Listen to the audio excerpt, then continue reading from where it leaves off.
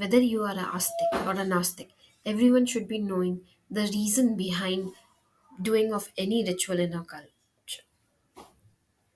All the religious rituals that we follow are part of our culture, especially in a country like India. Hence, not knowing the meaning and the reason behind doing those rituals would take away from understanding our own culture. हम सब ने बड़ों से ही सुना है कि जो भी प्रोमिसेस या मन्नत देवी देवता से करते हैं उन्हें हमेशा हमें जल्द से जल्द पूरा कर देना चाहिए। पर क्या आपने कभी सोचा है ऐसा क्यों? अमंग ह्यूमंस हमारे स्पोकन वर्ड्स का तो कोई मतलब नहीं और हम लोग ऑफन एक दूसरे से प्रॉमिस करते हैं और भूल जाते हैं। बहुत बार तो दूसरी पार्टी भी ये बात भूल जाती है कि हमने प्रॉमिस क्या किया था। लेकिन ये केस देवी देवता के साथ नहीं होता। उनके साथ हर स्पोकन वर्ड बाइंडिंग होता है। They follow the same rule as well, and they expect us to follow this rule with them.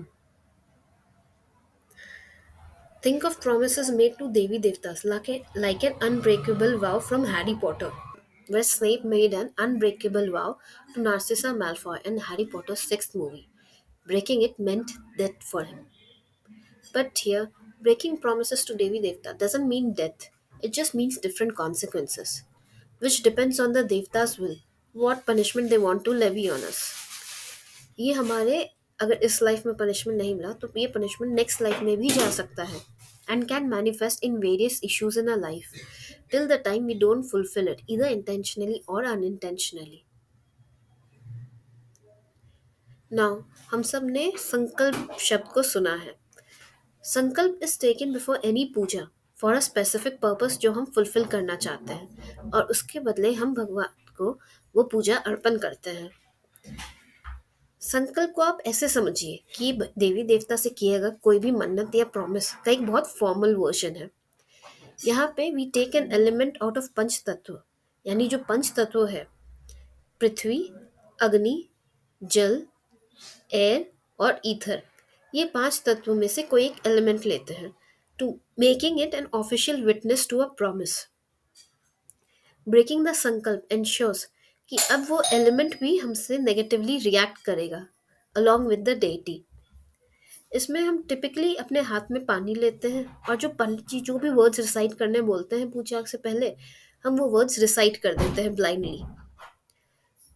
इन लेकिन इस प्रोसेस में ये होता है कि पानी becomes a official witness of the promise और वो प्रॉमिस हमने डेटी को किया है अपने.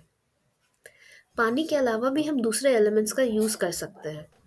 इन पांचों तत्वों में अग्नि का एक स्पेशल प्लेस है क्योंकि अग्नि देवताओं का पुरोहित भी है. And there's a story behind the special significance given to Agni.